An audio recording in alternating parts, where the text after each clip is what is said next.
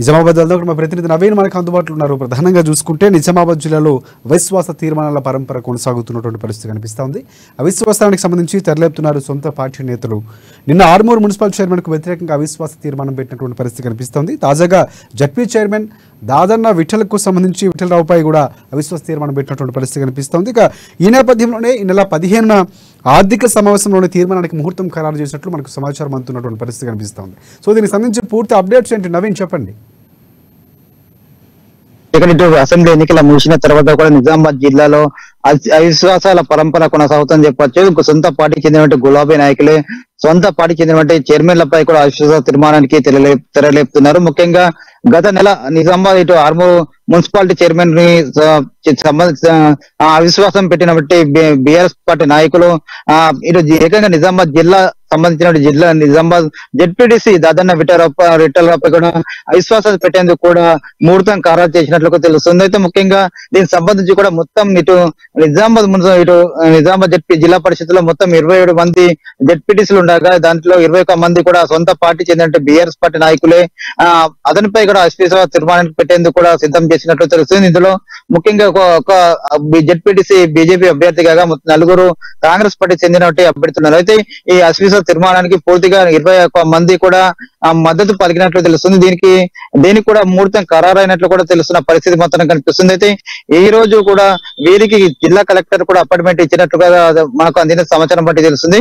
ఈ రోజు ఇటు జిల్లా జెడ్పీ చైర్మన్ దాదన్న విఠలరావుపై తాము అవిశ్వాస తీర్మానం పెడతామని చెప్పి దానికి ముహూర్తం కూడా ఫిక్స్ చేయాలంటే చెప్పి కూడా జిల్లా కలెక్టర్ ను కలుస్తున్నట్లు కూడా తెలుస్తుంది. అయితే ముఖ్యంగా చూసుకున్నట్లయితే ముఖ్యంగా ఇటు ఇప్పటికే చూసుకున్నట్లయితే దాదన్న విఠలరావుపై దాదాపు అవిశ్వాస తీర్మానం కూడా ముహూర్తానికి కూడా ఫిక్స్ అయినట్లు తెలుస్తుంది. ముఖ్యంగా చూసుకున్నట్లయితే నిన్ననే దీనికి సంబంధించి కూడా జెడ్పీటీసీలు కూడా సమావేశం ఏర్పాటు చేశారు. అయితే అంతకుముందు అసెంబ్లీ ఎన్నికల ముందు కూడా వీరు అవిశ్వాస తీర్మానం అని చెప్పి ప్రవేశపెట్టాలని చెప్పి డిసైడ్ అయినప్పటికీ కూడా ఆ ప్రభావం రాను అసెంబ్లీ ఎన్నికలు పడుతుంది కావున దాన్ని కొద్దిగా కాలయాపన చేసినటువంటి జెడ్పీటీసీలు ఎన్నికల తర్వాత కూడా దీనిపై అవిశ్వాసానికి కూడా పట్టుబడినట్లు తెలుస్తుంది.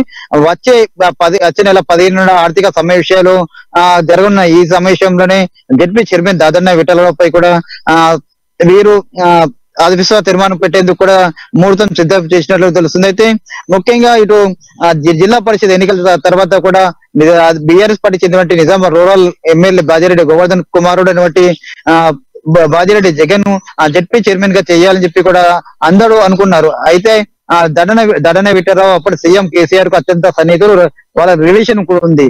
దీంతో అతనికి జిల్లా పరిషత్ చైర్మన్ గా పదవి ఇచ్చారు. అయితే దాంతో పాటు కొన్ని నెలలు పదవి ఉన్న తర్వాత కూడా దాదన్న విఠలరావు సొంత పార్టీ నాయకులను కూడా పట్టించుకోవడం, ప్రోటోకాల్ కూడా మెయింటైన్ చేయాలని చెప్పి కూడా సొంత పార్టీ నాయకులే విమర్శిస్తున్న పరిస్థితి కనిపిస్తుంది.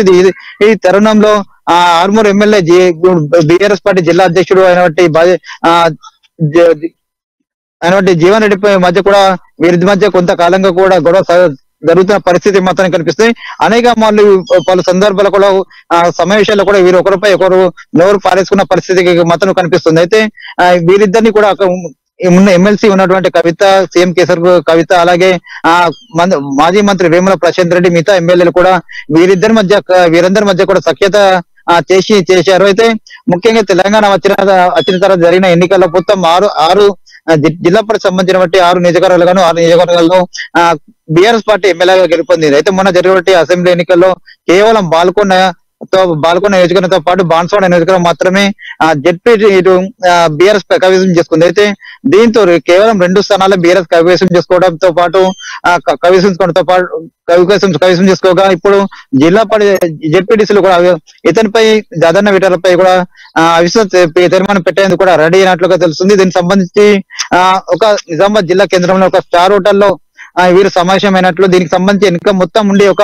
బీఆర్ఎస్ పార్టీ చెందినట్టు ఒక మహిళా నాయకురాలే దీనింతా తెర వెనుక నడిపిస్తున్నట్టు కూడా వార్తలు వినిపిస్తున్న పరిస్థితి కనిపిస్తుంది. అయితే వచ్చే నెల 15న దాదాపు ముహూర్తం ఖరారైనట్టు వస్తుంది. ఆ రోజు కూడా దాదన్న విఠలరావుపై కూడా అవిశ్వాసం పెట్టేందుకు కూడా రెడీ అవుతున్న పరిస్థితి మాత్రం కనిపిస్తుందని చెప్పవచ్చు రాజశేఖర్.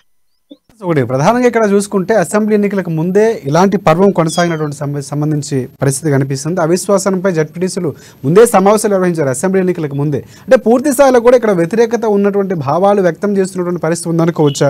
అలాగే స్థానిక సంస్థ ఎన్నికలు, పార్లమెంట్ ఎన్నికలకు సంబంధించి దాన్ని దృష్టిలో పెట్టుకునే ఇక్కడ కూడా సంస్థాగత ఎన్నికలకు సంబంధించి ముందుగానే తయారవుతున్నారు. ఆ నేపథ్యంలోనే అవిశ్వాస తీర్మానాలు అవుతున్నాయి. కొంతవరకు ఇప్పుడు అధికార పార్టీకి సపోర్ట్గా ఉండే విధంగా వ్యూహాలు రచిస్తున్నటువంటి పరిస్థితి ఉందని మనం అంచనా వేసుకోవచ్చా?